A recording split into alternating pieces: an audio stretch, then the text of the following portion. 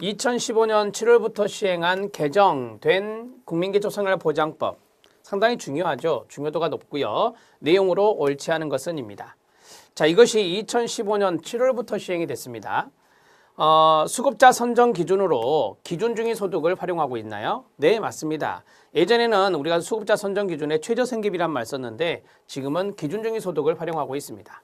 맞고요. 모든 법정급여의 수급자 선정 기준이 똑같나요? 아니죠. 달라졌죠. 이것을 우리가 맞춤형 급여라고 하거든요. 맞춤형 급여 체계로 전환이 된 겁니다. 체계로 전환이 됐다. 자, 그래서 급여에 따라서 선정 기준이 달라요. 예를 들어서 저는 이렇게 외웁니다. 생의주교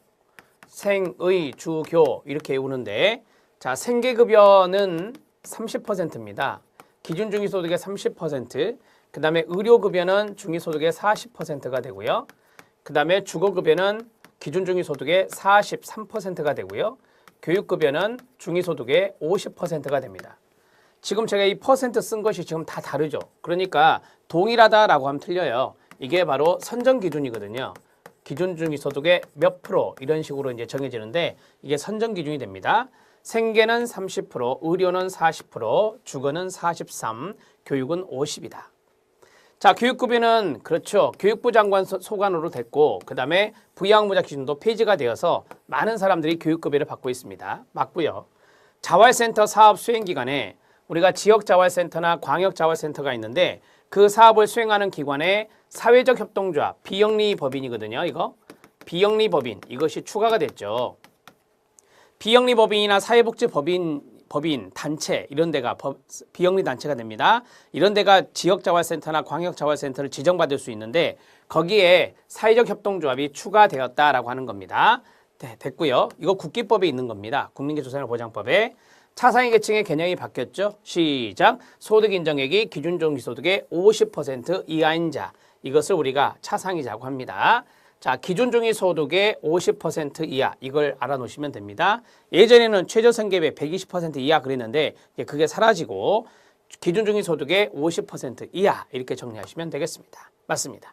자, 답을 해결했습니다. 2번 모든 법정급여의 급여 선정 수급자 선정 기준이 동일하지 않고요. 이렇게 맞춤형 급여로 달라졌다라고 정리하시면 됩니다. 14번 문제 별표 치셔야 됩니다. 답은 2번입니다.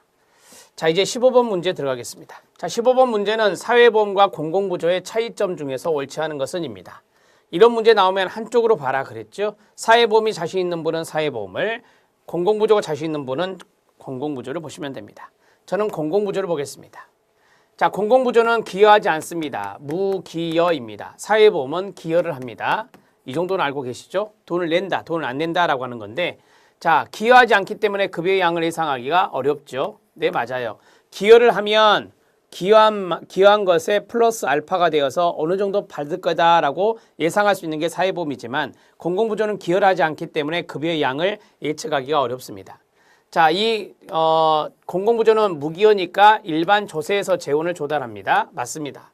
신청에 의해서 수급권자로 인정이 되잖아요. 그러면 직접 참여, 인정되어서 직접 참여하는 자는 모두 수혜자가 되나요? 네, 그렇습니다. 신청해서 다 인정되는 거 아니죠? 인정되는 건 아닙니다. 인정이 되어서 참여한 사람은 수혜자가 될 수 있는 게 공공부조입니다. 법적 권리성이 구체적이다. 여러분 이 구체적 권리나요? 아니에요. 추상적 권리라고 하죠. 우리가 이제 법제론에서 배우잖아요. 법제론에서 총론에 보면은 뭐 프로그램 규정적 권리, 법적 권리, 그리고 법적 권리는 다시 추상적 권리와 구체적 권리가 있다. 추상적 권리는 소송을 할 수가 없는 거고 그 다음에 구체적 권리는 소송이 가능한 건데 자, 여기 있는 사회보험은 소송이 돼요. 따라서 법적 권리성이 구체적이다라고 해야 돼요. 그래서 구체적인 권리가 되고 공공부조는 추상적 권리가 되는 겁니다. 소송이 안 되는 겁니다. 그 다음에 구체적인 권리는 소송이 가능한 것이다. 가장 기본적으로 차이점은 이거예요.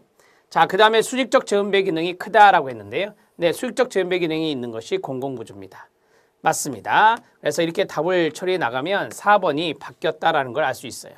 자, 사회보험의 내용을 보면 급여의 양을 예상할 수가 있고요. 지정된 조세라든지 기여금으로 재원을 조달합니다. 지정된 조세는 농어민의 경우 보험료를 국고에서 지원해 주거든요. 농어촌 특별세라고 하는 조세에서. 그래서 기여금이나 조세로 재원을 조달하게 되고요. 자, 여기 빈자가 있는데 이거 지우시고요. 여러분 교재에는 없죠. 모든 참여자가 피보험자가 됩니다. 내가 가입을 했다 그러면 피보험자가 되는 거고 특정한 시점부터 일부만 수혜자가 됩니다. 제가 건강보험 가입을 했습니다. 그러면은 제가 피보험자가 되는 거고 내가 병원에 가요. 아파서. 그러면 그때부터 수혜자가 되는 거예요. 안 아프면 수혜자가 되지 않는 거고. 자, 그래서 특정한 시점부터 일부만 수혜자가 되는 겁니다. 법적 권리성은 구체적이라 했었고요. 수평적 재분배 기능이 크죠. 그리고 수직적 재분배 기능도 있는 겁니다. 자, 사회보험이라고 하는 것은 수평적 재분배가 강하게 나타나죠.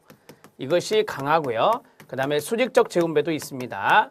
수직적 재분배 기능도 있는데 그것은 약하게 나타난다. 이렇게 정리해 드렸습니다. 자, 정리가 됐죠? 답은 4번입니다. 자, 이제 16번 문제 들어갑니다. 15번도 체크하세요. 사회보험과 공공부조 비교 중요하니까. 자, 이제 16번 들어가겠습니다. 사회복지정책 또는 사회정책의 결정이나 집행과정으로 옳은 것은입니다. 제가 이것은 큰 틀에서 말씀을 드린 적이 있어요. 어젠다 형성 과정부터 정리해보면 자, 문제가 형성이 됐다. 문제가 발생했다. 그러면 이슈화가 된다. 자, 그 다음에 공공어젠다. 의제로 형성이 되고 그 다음에 정부로 넘어간다. 정부 의제가 형성이 된다라고 했어요. 이걸 어젠다 형성 과정이라고 하죠. 여기 있는 의제라고 하는 것을 어젠다 이렇게 말합니다. 자, 이렇게 정리하시고요. 어젠다 형성 과정에 4단계가 나왔는데 그것부터 골라낼게요. 이슈화부터 들어갈 리가 없죠. 문제 형성 들어가고 이슈화 들어갈 일 없죠. 문제 형성 들어가고 문제 형성 들어갔네요. 자, 그 다음에 문제 형성 다음에 이슈화라고 그랬죠. 이슈화 들었습니다. 그 다음에 세 번째가 공공의제죠. 정책 어젠다 틀렸죠. 공공어젠다 맞네요. 공공어젠다 맞네요. 답은 4번 아니면 5번이 되겠습니다. 이렇게 골라가는 거고. 자, 그 다음에 정부 의제입니다. 정책 어젠다가 정부 의제예요. 네, 맞습니다. 어젠다 형성까지 정리가 됐고. 자, 그 다음에 이제 정책 대안 형성이라고 되어 있죠. 정책 대안 형성이라 했으니까 틀렸습니다. 정책 어젠다 형성이라고 해야 돼요. 답은 4번이 답이 되겠네요. 자, 여기 어젠다 형성 과정까지만 알아도 문제를 풀 수가 있었다. 이렇게 보시면 되겠고. 자, 그 다음에 이제 우리가 해야 할 일은 뭐냐. 정부로 넘어갔잖아요. 정부로 넘어가면 대안을 형성할 거 아니에요. 여기 있는 걸 볼게요. 정책 대안을 형성합니다. 그러면 대안이 여러 개가 나오면 대안을 평가해서 하나를 골라내겠죠. 그게 바로 정책 결정입니다. 정책이 결정되면 집행을 하고 평가를 하는 거예요. 그래서 4번이 답이 됩니다. 이해되셨죠? 이건 순서만 잘 알아놓으시면 되는 거니까. 16번은 여러분들이 충분히 알 수 있는 거예요. 순서를 큰 틀에서 한번 풀어봤습니다.